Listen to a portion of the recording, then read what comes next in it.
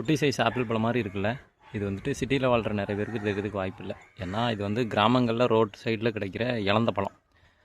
பார்க்குறது சின்னதாக தானே இருக்குது, ஆனால் சத்து நிறைய. இது வந்துட்டு செங்காயாகவும் இருக்கும், இந்த மாதிரி பழுத்த பழமாகவும் இருக்கும். முடிஞ்சால் அதை நிறைய சாப்பிடுங்க. ஏன்னா கிராமங்களில் ஒரு வழக்கம் உண்டு, கடுகு சிறுத்தாலும் காரம் கடுசாக இருக்கும். அந்த மாதிரி அதே மாதிரி இது குட்டி பழம் தான், ஆனால் வந்துட்டு இதில் சத்துக்கள் அதிகமாக இருக்கும். நானும் என்னோடய அண்ணனும் இந்த மாதிரி கிடைக்கும்போது அப்பப்போ எடுத்து சாப்பிட்டுட்டு இருப்போம். சின்ன வயசுலேருந்தே எங்களுக்கு இது ஒரு பழக்கம். கிராமங்களில் நிறைய கிடைக்கும்.